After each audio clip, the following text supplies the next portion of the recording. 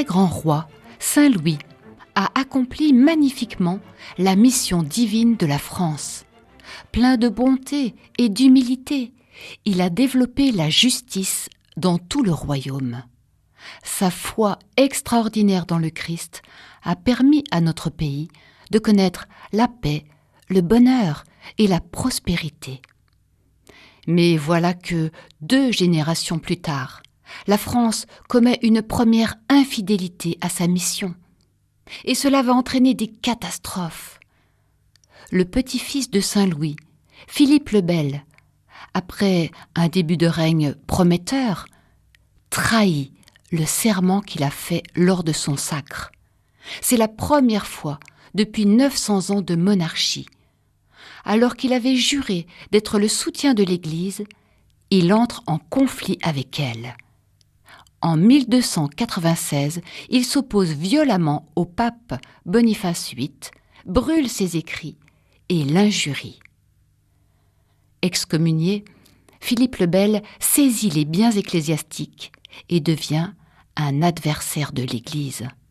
Alors il convoque les États généraux qui le confirment dans ses choix. Et tout cela entraîne de funestes conséquences.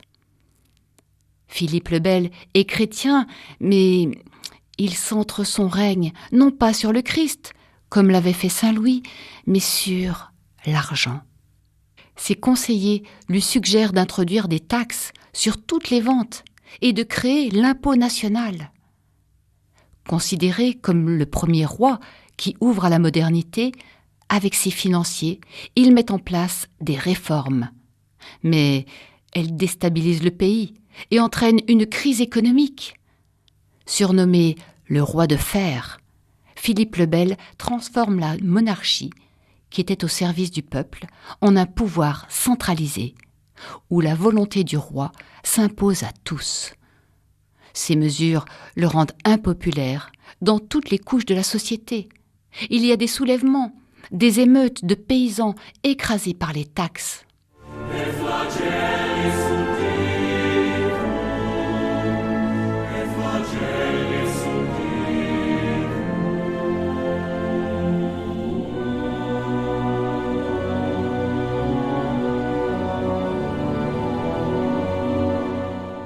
Mais Philippe le Bel ne s'arrête pas là. Il s'empare de la Guyenne, territoire du sud-ouest de la France qui appartenait aux Anglais. Par ce conflit, il brise la précieuse paix avec l'Angleterre, obtenue par Saint Louis. Et ce sera le premier pas vers une guerre très douloureuse pour la France. Philippe le Bel meurt d'une étrange maladie, à 46 ans, accablé de remords. Il manifeste publiquement son repentir dans les recommandations qu'il fait à son fils sur son lit de mort. Il lui dit « Premièrement, aimez Dieu, respectez l'Église, soyez-en le protecteur, ne vous lassez pas de faire le bien. » Malheureusement, ce repentir final ne peut pas empêcher les dramatiques conséquences des choix du roi. Saint Rémy avait prophétisé que la malédiction s'abatte sur celui qui sera infidèle au serment de son sacre. Comme au temps du terrible roi Accable, ce fut comme une malédiction qui s'abattit sur la France. D'abord sur le roi, qui fut très contesté et frappé de maladies mortelles, puis sur ses 3 fils qui lui succèdent tour à tour et qui tous meurent jeunes. Comme des rois maudits, ils ne laissent pas de descendants. Alors, pour la première fois depuis Hugues Capet, la succession est brisée et la branche royale directe des Capétiens s'arrête. La désolation de la famille de Philippe le Bel fut complète lorsqu'un scandale, causé par les belles-filles du roi, la couvrit de honte. Mais le royaume de France, lui aussi, avait trahi sa mission. Lors des États généraux, tous les corps de l'État avaient approuvé Philippe le Bel contre l'Église du Christ. Aussi, toute la France eut à souffrir des conséquences de ses choix. Et cela dura longtemps, bien après la mort de Philippe le Bel. Le plus douloureux fut la guerre de 100 ans, guerre interminable contre les Anglais, où la France, malgré une armée supérieure en nombre, connut défaite sur défaite. Puis s'ajouta encore une affreuse guerre civile. En 1456, Martin Berruyer, évêque du Mans, écrit « La France n'est plus qu'une caverne de brigands, plus de vérité, plus de connaissance de Dieu, un déluge de malédictions, de fourberies, de meurtres, de vols et d'adultères, le sang par ruisseaux. » La France était au bord du gouffre. Elle allait tomber aux mains de l'Angleterre. Les conséquences de son infidélité à Dieu étaient terribles.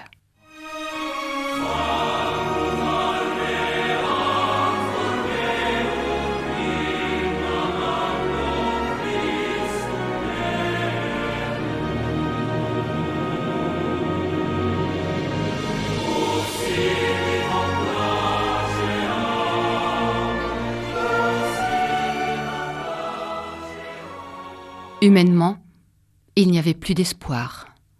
Mais l'alliance entre la France et le Christ, alliance définitive, proclamée par saint Rémi, ne pouvait pas être rompue. Aussi, la réponse de Dieu fut stupéfiante. Jeanne d'Arc, une jeune fille de 17 ans, simple et ignorante, pour sauver la France. Jeanne naît le jour de l'Épiphanie, qui est la fête des rois, et dans le village lorrain de Domrémy, qui rappelle saint Rémi et le sacre des rois. Ainsi, la naissance de Jeanne annonce déjà sa mission liée à la royauté. Fille d'humbles paysans, Jeanne est bergère, et son enfance se déroule paisiblement. Elle est animée d'une grande foi et elle aime beaucoup le Christ. À l'âge de 13 ans, soudain, sa vie s'ouvre à l'inconnu. Jeanne entend des voix mystérieuses qui lui parlent. Saint Michel, sainte Catherine et sainte Marguerite lui demandent de libérer la France et de faire sacrer le roi à Reims. Mais comment une pauvre jeune fille pourrait-elle réussir ce que toute l'armée française est incapable de faire ? Cela semble une pure folie. Aussi, Jeanne n'arrive pas à se décider. D'ailleurs, elle n'en parle à personne.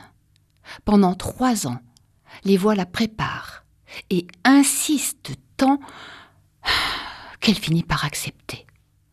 Alors, Jeanne se rend à la ville voisine et parvient à rencontrer le capitaine de l'armée. Elle lui demande un cheval et une escorte pour la conduire auprès du dauphin Charles, à Chinon. Elle explique qu'elle doit l'emmener se faire sacrer à Reims.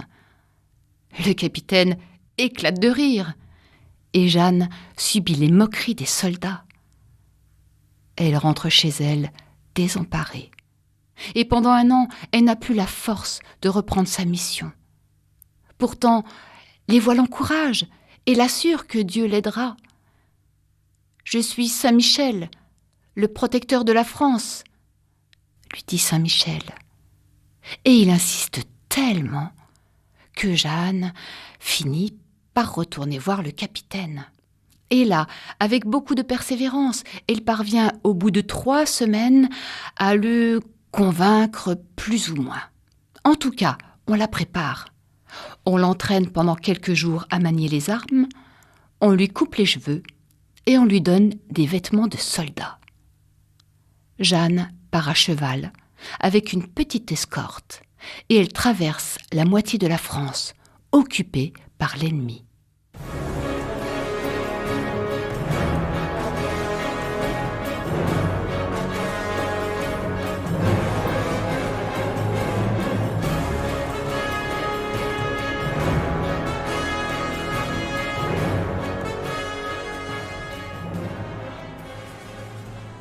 Pendant sa longue chevauchée, les dangers sont très nombreux. Mais Étonnamment, ni les soldats anglais, ni les brigands, rien ni personne n'interrompt son long périple jusqu'à Chinon. C'est dans cette petite ville au bord de la Loire que le dauphin Charles s'est réfugié. Il est en proie au doute, car il n'est pas sûr d'être le roi légitime de la France. Averti par un messager de l'arrivée de la jeune fille, le dauphin s'est déguisé en un simple chevalier et il a fait revêtir ses vêtements royaux à l'un de ses hommes.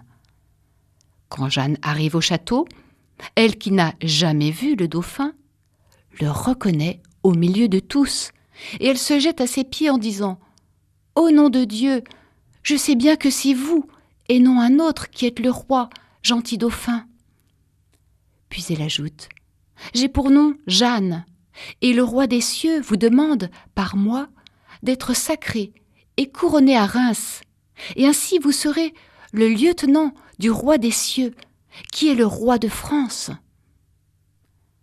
Pour prouver sa mission, Jeanne entraîne le dauphin au fond de la pièce, et elle lui répète une prière qu'il avait adressée à Dieu, dans le secret de son cœur, quelque temps auparavant.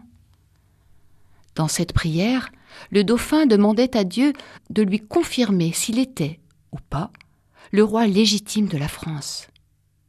Jeanne lui apporte la réponse de Dieu. Alors, prodige jamais vu, le roi donne une armée à cette bergère de 16 ans, totalement ignorante des lois de la guerre. Tout comme le jeune David face au géant Goliath, Jeanne part affronter un ennemi beaucoup plus puissant qu'elle. Mais elle n'a pas peur.